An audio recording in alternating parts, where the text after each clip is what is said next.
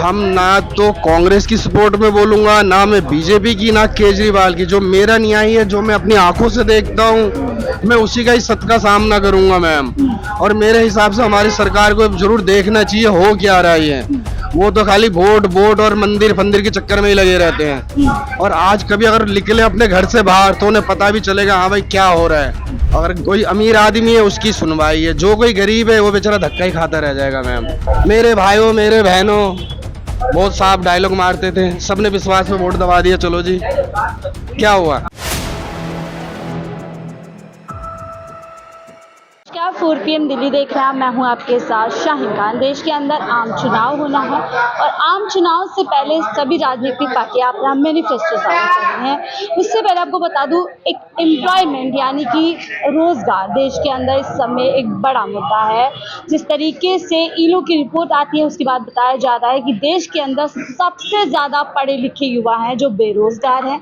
ऐसे में सवाल बनता है कि पिछली सरकारों ने बेरोजगारी के लिए क्या काम किया, और साथ ही सवाल ये भी बनता है क्या आने वाली सरकार जो होगी वो एम्प्लॉयमेंट को लेकर, रोजगार को लेकर के काम करेगी। साथ ही आपको बता दूं, कांग्रेस ने अपनी मैनिफेस्टो जारी किया है जिसपे उन्होंने 5 जो गारंटीज दी हैं उसमें न्याय की बात की है। उसमें जो श्रमिक न्याय है उसके अंदर गिग वर्कर्स के लिए एक तरीके से सुरक्षा की बात की गई कि जो देश के अंदर गिग वर्कर्स हैं, अनऑर्गेनाइज्ड वर्कर्स हैं, उनकी सरकार बनती है तो उनके लिए सुरक्षा के इंतज़ाम, जो रोज़गार की सुरक्षा होती है, जॉब गारंटी होती है, जॉब सिक्योरिटी होती है, उसको लेकर के तमाम कानून बनाए जाएंगे। ऐसा पहली बार नहीं है जब कांग्रेस सरकार ने गिग वर्कर्स को लेकर के कुछ बात कही हुई। आपने देखा होगा जब केरल के अंदर कर्नाटक के अंदर चुनाव थे तब राहुल गांधी किस तरीके से जो डिलीवरी वर्कर्स होते हैं उनके साथ बैठे थे और चर्चा की थी। इस समय मैं गिग वर्कर्स के साथ ही हूँ और यहाँ पर एक ऑनलाइन जो ग्रॉसरी डिलीवरी ऐप है उसका यहाँ पर देख सकते हैं गोडाउन है। यहीं से जो युवा है वो सामान लेकर के जाते हैं और घरों में जाके डिलीवर करते हैं। कुछ लोग जुड़े हैं इनसे, मैं जानूंगी कि चुनाव में उनके क्या मुद्दे होंगे, साथ ही जिस जॉब में अभी वो हैं उसमें उनको क्या क्या चुनौतियां आती हैं और क्या वो आने वाली सरकार से जो है उम्मीद रखते हैं। सर क्या नाम है आपका? मेरा नाम राजू है, मैं दिल्ली में रहता हूँ, मालवीय नगर में। मैं तो अपनी सरकार को यही कहना चाहूँगा जो सबसे पहले हमारी बेरोजगारी हटाए। हमारे पास अब इतना वो नहीं है, ना हमारे इतना मेहनत का पैसे मिलते, सभी पढ़े लिखे हैं तो भी हमारे पास नौकरी नहीं है मैम। पहले क्या था, हमारे पास हर चीज़ का काम आम था, हम लोग सही थे। आज के डेट में जो हम कुछ भी खरीदते मैम, जो दूध ही मान लो, दूध इस टाइम सबको घरों में लगता है, चाहे आप चाय के लिए, बच्चे के लिए। पहले 18-19 रुपए में आ जाता था, अब 28 के नीचे कोई मिल्क नहीं है। आप अपने बच्चों को दूध भी नहीं पिला सकते हो, चावल भी कुछ नहीं कर सकते आप। तो मैं तो यही आवेदन करूँगा सरकार को जो थोड़ा इधर ध्यान दे, बाकी सब तो बेकार ही है मेरे को लग रहा मैम। महंगाई आपको लग रहा है कि बहुत ज्यादा, पढ़ा लिखा रहने का घर नहीं है लोगों को। दिल्ली में ऐसा हाल कभी नहीं हुआ, जब से ये आए हैं तब से यही हाल हो रहा है। कौन आए? चाहे आप दिल्ली का तो हमारा केजरीवाल साहब है, वैसे प्राइम मिनिस्टर मोदी साहब है, उनको भी फोकस करना चाहिए। अब हम तो सुनते ही यही है भाई वो दिल्ली उनके अंडर में नहीं है, मगर हमारा मोदी साहब के अंडर में नहीं, देश का प्रधानमंत्री है वो, पूरा देश मंत्री है, मगर उनके तक कोई सुनवाई नहीं जाता। मेरी यही है मदन, अगर वो सुन रहे इन बातों को एक बार ध्यान से ध्यान दे। जो बेरोजगार है सारे लड़के पढ़े लिखे या सारे 10वीं पास है मैम, कोई अनपढ़ नहीं। हमें 15 रुपए मिलता है एक ऑर्डर छोड़ने का, एक ऑर्डर पे 15 रुपए। और यहाँ से हमें 7 किलोमीटर जाना और 7 किलोमीटर आना, उसके अंदर फ्यूल पेट्रोल भी हमारा, ट्रैफिक वाला पकड़ ले चलान हमारा, टायर पंचर हो खर्चा हमारा।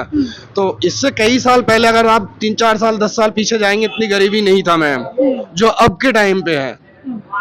ये है रीजन मैम। आपने अभी जैसे समस्या बताई आपकी जो फील्ड में जो लोग ये गिग वर्कर्स होते हैं, डिलीवरी कर रहे हैं, इसको लेकर के कांग्रेस अपने मैनिफेस्टो में कह रही है कि अगर हमारी सरकार आती है तो हम ऐसे वर्कर्स के लिए कानून बनाएंगे ताकि जो शोषण उनका किया जाता है, जो सुविधाएं उनको नहीं मिल रही हैं, तो उसको आप किस नज़र से देख रहे हैं? मैं तो इस नज़र से मैम हम अपनी सरकार को ही गलत बोलेंगे इस टाइम, क्यों ये पहले जैसा नहीं है मैम। जो पहले जो अगर कांग्रेस आपको गारंटी दे रही है कि उनकी सरकार बनती है तो क्या भरोसा होता है आपको जब अगर वो उनकी सरकार आएगी तो जो आप जैसे वर्कर्स हैं उनके लिए कानून बनाया जाए? हम ना तो कांग्रेस की सपोर्ट में बोलूंगा, ना मैं बीजेपी की, ना केजरीवाल की। जो मेरा न्याय है, जो मैं अपनी आंखों से देखता हूँ, मैं उसी का ही सत्य का सामना करूंगा मैम। और मेरे हिसाब से हमारी सरकार को जरूर देखना चाहिए हो क्या रहा है ये। वो तो खाली वोट और मंदिर फंदिर के चक्कर में ही लगे रहते हैं। और आज कभी अगर निकले अपने घर से बाहर तो उन्हें पता भी चलेगा हाँ भाई क्या हो रहा है, कि उन्हें तो कुछ खरीदना नहीं पड़ता।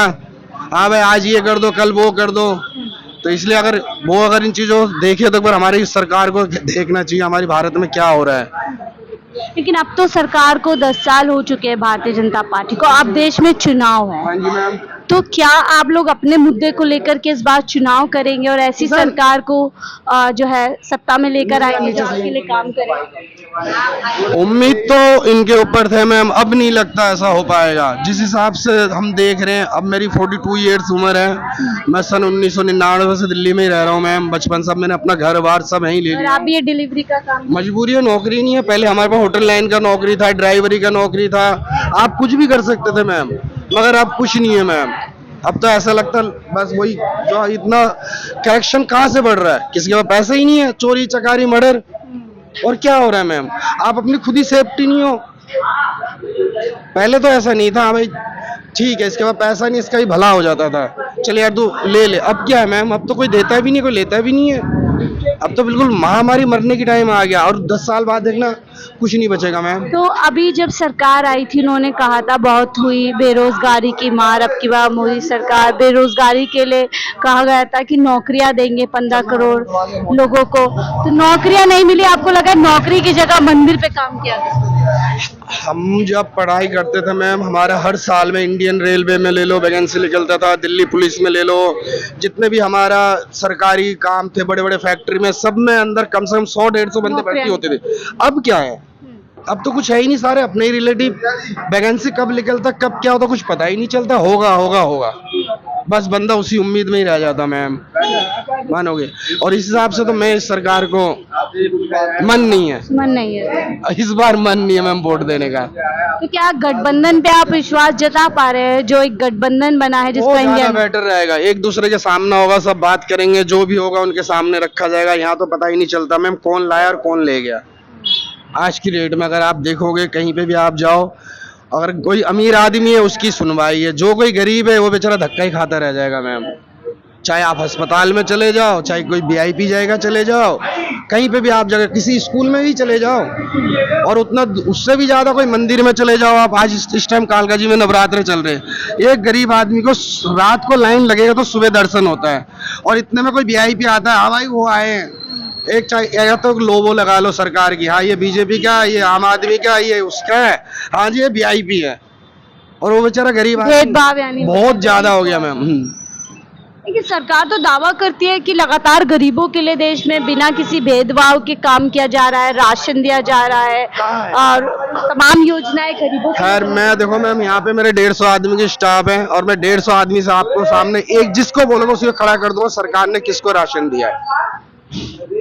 बताओ, इतने सारे बंदे में कोई बोल दे सरकार ने राशन दिया है। पहले तो कह रहे थे बैंक को जीरो खाता खुलवाओ पैसे आएंगे, कहाँ गए पैसे? पागल तो है नहीं आए पैसे, किसको मिले हैं, किसको मिले मैम, कहाँ गए? मेरे भाइयों मेरे बहनों बहुत साफ डायलॉग मारते थे, सबने विश्वास पे वोट दबा दिया, चलो जी क्या हुआ? विश्वासघात हुआ जनता को। आप खुद देख लो, डेवलप कहाँ हुआ मैम? आज चांद पे पहुंच गए बंदे, ये डेवलप हुआ है? यही डेवलप हुआ? सारे पैसे वहां जी चांद पे पहुंच गए, चांद पे जाके क्या करें मैम, क्या करेंगे वहाँ? देश जो आगे बढ़ रहा है वो भी तो जरूर, कहाँ से बढ़े बेचारे, सारे जानवर तो है नहीं, कहाँ बड़े मैम ये बता दो। ये चीज अच्छा हुआ है, चाहे विलेज में देख लो, चाहे आप सिटी में देख लो, शहर में देख लो। आप बोल रहे हैं यहाँ 150 युवा है जो नौकरी चाहता है, हम देश में ऐसे युवा देख रहे हैं जो मंदिर मंदिर में झूम रहा है कि मोदी है तो मुमकिन है और मंदिर हमारे लिए बनाया है। उनका खाना फ्री, उनका रहना फ्री, उनको मेहनत करना नहीं है। और जैसे हम जैसे व्यक्ति है, सुबह उठते हैं कमाना है, अब मान लो मैं 4 फैमिली चलाता हूँ और चारों के लिए पैसे मुझे ही कमाना है, और उनका क्या, कोई प्रसाद दे जाएगा खा लेगा, हाय हाय करते रहो और वहीं सो जाओ। तो देश का युवा क्या चाहता है कि नौकरियां हो, देश उन्नति मिलना चाहिए, हमें हमारे अधिकार मिलना चाहिए, हम सब भाइयों को नौकरी मिलना चाहिए। हम ये उम्मीद रखते हैं अपनी सरकार से। हम ये नहीं कहता जरूर हिंदू को ही दो, नहीं आप मुसलमान को भी दो, सबको नौकरी होनी चाहिए, सबका होना चाहिए मैम। इसमें आपका क्या नाम है सर? मेरा नाम संजय। बोलो, अच्छी बात है। आप भी यहाँ पे डिलीवरी कर, हाँ जी, कितना टाइम हो गया? हो गया 2 साल हो गए इनको भी। तो क्या चुनौती आपके काम में रहती है? जो सम्मान एक वर्कर्स को मिलना चाहिए वो सब मिलता है, चुनौतियाँ किस तरीके की? आपको जो तो पहले जैसा कुछ है आपके पास? पहले मतलब पहले का जो आप 10 रुपए किलो 20 रुपए किलो दूध चावल चीनी खरीदते थे, आज की डेट में उसका रेट क्या है? वो तो रेट तो गया बड़ा ही है, लेकिन पता है क्या किसान को मिल रहा है? नहीं, आज की डेट में मेरे घर पे 50 पैसे गोभी कोई खेत से नहीं उखाड़ रहे हैं और यहाँ पे खरीद के दिखाओ। इनकी सुन लेते हैं। चुनाव अभी होने वाले हैं, आप यहाँ पे डिलीवरी का काम करते हैं, क्या आपको लग रहा है इस बार आपके लिए क्या बड़ा मुद्दा है? हमारे को तो कुछ वो नहीं है, हमारे को तो कुछ ऐसा लग नहीं रहा है, कौन क्या करेगा। हाँ, ये आपका क्या नाम है? मानसू नाम है। हिमांशु। तो आप भी डिलीवरी करते हैं? मैं जोमेटो में करता हूँ। जोमेटो में मतलब ऑनलाइन ही। तो कितना टाइम आपको हो गया है? मैम मेरे को अभी 15 दिन हो गए हैं। उससे पहले क्या करते थे? उससे पहले मैम मैं ड्राई क्लीन की दुकान में काम करता था। वहाँ से नौकरी की छोड़ी? वहाँ से मैम नौकरी यूँ छोड़ी कि मेरे को सैलरी मिलती थी 10,000 रुपये। 10,000 रुपये में मेरा खर्चा नहीं चल रहा था। काम टाइमिंग थी काम की ज़्यादा, काम था ज़्यादा, मतलब जिस हिसाब की मेहनत थी उस हिसाब का पैसा नहीं था। यहाँ पर कितना आपको मिल जाता है पर ऑर्डर? यहाँ पर भी मैम जब से मैं इसमें जोमेटो में लगा हूँ, जब से कभी 500 का काम हो जाता है, कभी दिन में? हाँ पूरे दिन में, सुबह से लेके शाम तक में कभी 500 का काम हो जाता है, कभी 400 का, कभी 250 का, ऐसे। इसमें भी बहुत कम काम है। अब काम के लिए भी दिक्कत है, काम कहीं मिल रहा है तो जिस हिसाब की मेहनत है काम है उस हिसाब का पैसा नहीं मिल रहा है। अभी जब चुनाव होने वाले हैं, हर जो वर्ग होता है समाज का, उसके अलग अलग मुद्दे होते हैं। आप जिस फील्ड में हैं, आपकी क्या उम्मीदें हैं? जो भी सरकार बनेगी आप उनसे क्या चाहते हैं? मैं तो जो भी हो, मैं तो सबके लिए क्या ही बोलूं। कैसी सरकार आप चाहते हैं? कि मैं ऐसी सरकार चाहता हूँ कि मेरे लिए ये काम करे, मेरे लिए ये आसानी करे। सबके लिए काम काज मिल जाए, सबको रोजगार मिल जाए, बस यही चाहिए। सरकार सबको काम काज दे दे, सबको पढ़ाई लिखाई मिल जाए। कोई जॉब सिक्योरिटी लगती है आपको इस काम में? कभी भी लगता है कि नौकरी हट सकती है? ऐसा कोई डर रहता है कि जॉब का कोई भरोसा नहीं है? नहीं मैम, ऐसा तो रहता ही है। हाँ जी मैम। और देखिए यहाँ पर लगभग 150 के करीब। भैया क्या नाम है आपका? अभिषेक नाम है मैडम मेरा। आप भी यहाँ काम करते हैं? मेरा तो मैडम बहुत अच्छा है सब कुछ। कितना टाइम? 2 साल हो गए। कितना कमा लेते हैं महीने? 25-30 हज़ार रुपये कमा लेते हैं। कितना पढ़े हैं? मैं 10th किया मैडम। आगे पढ़ाई? आगे भी चलेगी, अभी करेंगे। अभी रुकी है पिछले साल, दोबारा एडमिशन कराएंगे। हम तो फैमिली वाले हैं, हमारा तो पूरा होता है मैडम, हमारा तो अच्छा है, कमाते हैं। तो जॉब सिक्योरिटी लगती है आपको? हाँ जॉब भी ठीक ही है, मेहनत के ऊपर है। इंसान अगर कमाएगा तो ठीक है, नहीं कमाएगा तो कुछ नहीं है। बाकी इंश्योरेंस वगैरह मिलता है? अभी करवाया नहीं मैडम, इंश्योरेंस का कुछ पता नहीं है इतना। देती है कंपनी इंश्योरेंस? हाँ कंपनी इंश्योरेंस देती है। एक्सीडेंटल केस पे 1,00,000-2 लाख का जो भी है वो तो कंपनी भरती है। आपने बनवाया? हाँ वो तो कंपलसरी है, एग्रीमेंट में होता है जॉब के। अभी जब चुनाव होने वाले हैं, आप युवा हैं, काम कर रहे हैं, क्या मुद्दे आपके ध्यान होने वाले? मेरा मैम कोई मुद्दा नहीं है। मेरे को हमें जब कोई दिक्कत होगी तब मुद्दा बैठेगा। हाँ। हमारा तो सब अच्छा चल रहा है, कहीं किसी भी तरीके से कोई दिक्कत है नहीं। महंगाई? कोई नहीं दिक्कत। महंगाई तो मैम पैसे भी तो आ रहे हैं, पहले 10,000 कमाता था बंदा, 20 कमाता है। 20 की 40 में मिलेगी तो फिर 20 का 40 भी तो कमा रहा है बंदा। अब उतना ही हो सकता है, उससे ज्यादा तो नहीं। जी। आप भी सर यहाँ पे काम करते हैं? नहीं मैं यहाँ नहीं करता, ये आसपास में ही हूँ। डिलीवरी का ही काम? नहीं, मेरा कुछ और काम बताइए। तो अभी जब चुनाव आने वाले हैं 2024 के लिए, क्या आपको बड़ा मुद्दा नजर आता है? बड़ा मुद्दा यही है कि ये जो 2014 से लोग परेशान हो रहे हैं, लेकिन बोल नहीं पाते अंधभक्ति के चक्कर में, और परेशान है। मुद्दा तो यही है, बेरोजगारी। और ये जो डिलीवरी पे लड़के काम करते हैं यहाँ पे, ये 15-15, 20-20 रुपए में पैकेट पे काम करते हैं यहाँ पे लोग। और मतलब इसमें चेंजिंग आनी चाहिए, सरकार अच्छी नहीं है।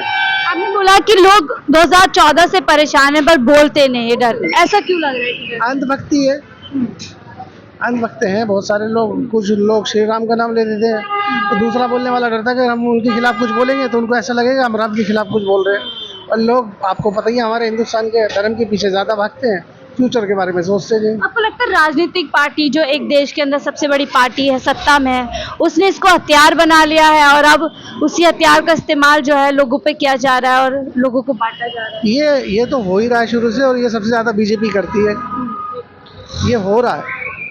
बहुत बहुत शुक्रिया बात करने के लिए।